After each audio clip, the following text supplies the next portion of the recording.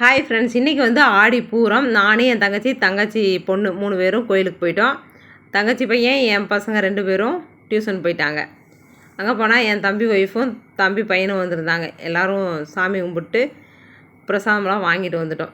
பிள்ளையார் கோயிலில் அபித குஜலாம்பாள், மகாலட்சுமி தாயார், விஷ்ணு துர்க்கை 3 அம்மனுக்கும் அர்ச்சனை அலங்காரம்லாம் பண்ணி தீபாராதனைலாம் காமிச்சாங்க. மன நிறைவாக பார்த்துட்டு தாம்பூலம் வாங்கிட்டு வந்துட்டோம். வளையல், மஞ்சள் கயிறு, கிழங்கு, மஞ்சள் குங்குமம், பூ இதெல்லாம் கொடுத்தாங்க. பிரசாதம் கூட பொங்கல் கொடுத்தாங்க. சூப்பராக இருந்தது. வாங்கிட்டு வந்தாச்சு.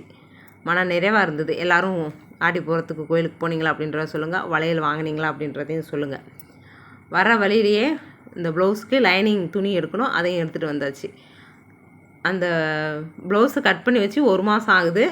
இந்த லைனிங்கை கட் பண்ணி ஸ்டிச் பண்ணுறதுக்கு எத்தனை மாதம் ஆகுதோ தெரியல. சீக்கிரமே ஸ்டிச் பண்ணி முடிக்கணும். பிடிச்சிருந்தா லைக் பண்ணி சப்ஸ்கிரைப் பண்ணுங்கள். அடுத்த வீடியோவில் பார்க்கலாம். Bye friends.